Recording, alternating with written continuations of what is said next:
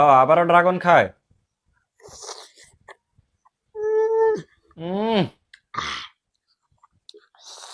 সেই সাথ দেখছেন আজকেও এই চাকুটা দিয়ে কি রিস্ক নিয়ে ড্রাগন খাইতেছে।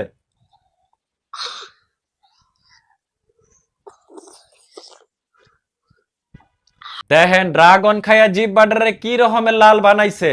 এই অবস্থায় জিহ্বাটা যদি কাটে তাইলে তো সে বুঝতেও পারবে না জিনিসটা কাটছে কিনা।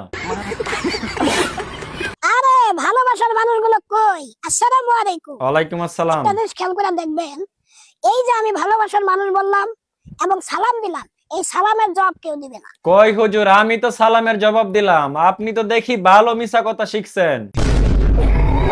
এই সালামের জবাব কেউ দিবে না। কমেন্টে এসে সবাই বলবে ইকু বাড়াও, এই ইকু বাড়াও। অনেকেই বলে ভাই ইকু কি? জি হুজুর, আপনার অনেক ফ্যান ফলোয়ার এই ইকু সম্পর্কে বিস্তারিত জানতে চাই, প্লিজ আমাদেরকে একটু বিস্তারিত বলেন। আপনি সব খুলে বলুন। এটা বয়ানের মাইকের মধ্যে ইকু দিলে একটা কথা একাধিকবার হয়, যার কারণে কথা শুনতে সুন্দর শোনা যায় আর বয়ান করে মজা পাওয়া যায়। দেখছেন নি অবস্থা, মানে সে কথা বলবে একবার কিন্তু এটা মানুষ শুনবে একাধিকবার, আর এই সিস্টেমের আবিষ্কারক সে নিজেই। শুনলাম বস নেইমার জুনিয়র নাকি আজকে ফুটবলকে বিদায় জানাবে। এসব ফালতু কথা কে বলছে তোমাদেরকে? এসব ফালতু কথা আপনার বস নেইমার নিজেই বলছে।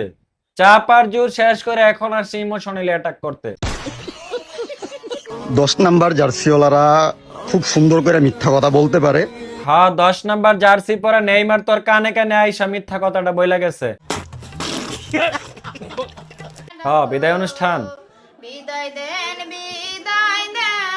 স্যার গো, ও স্যার বিদায় দেন আমার গো প্রাণের স্যার, স্যার গো কত দুষ্টামি করছি ম্যাডাম গো।